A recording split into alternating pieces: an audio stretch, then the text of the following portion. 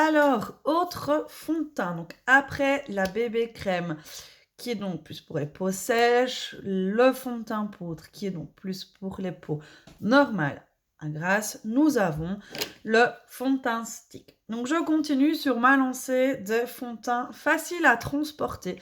Donc, je vous ai montré le fond de teint poudre, hyper facile à transporter dans son sac à main.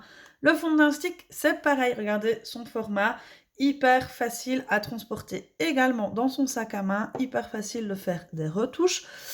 Celui-ci est plus adapté aux peaux sèches, mais une peau grasse pourrait l'utiliser quand même en hiver avec du coup la base matifiante et en le poudrant.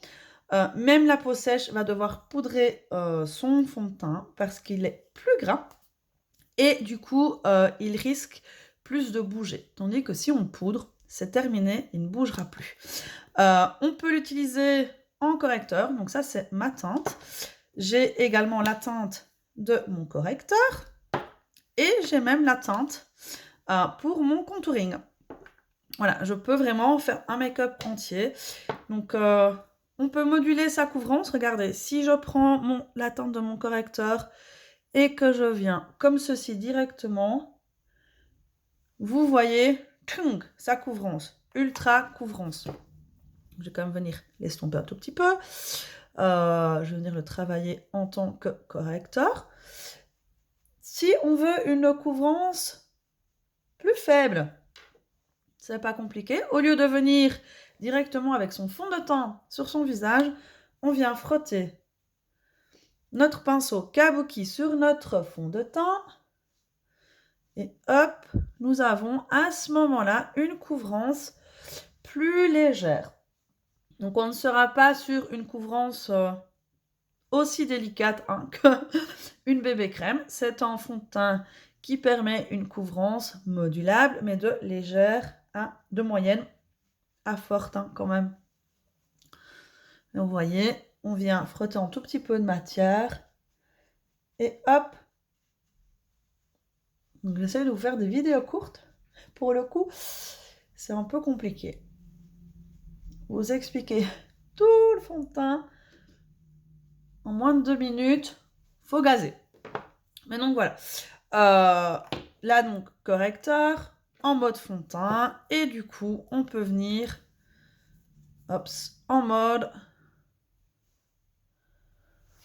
bronzer, en mode contouring.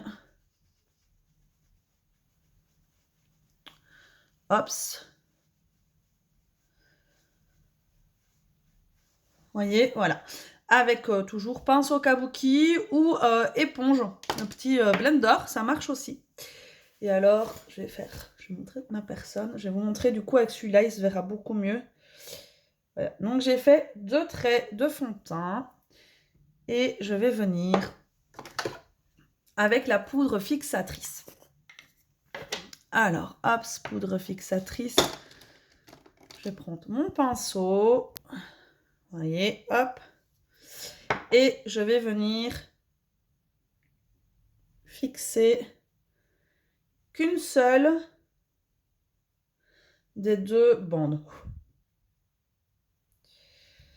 Non, je la fixe. Et je vais fixer. Non, donc ma poudre est un peu nouvelle, donc j'en mets un peu beaucoup.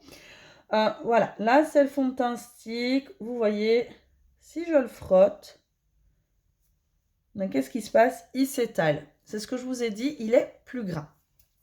Si maintenant, je vais prendre un autre doigt, je vous prenais un mauvais doigt, je prends la partie qui a été fixée, vous voyez, j'ai beau frotter, ça ne bouge pas. Du coup, pour pas que ça bouge sur le visage, pareil, on poudre tout le visage et ça ne bougera plus. Voilà du coup pour les petites explications de ce fond de teint stick.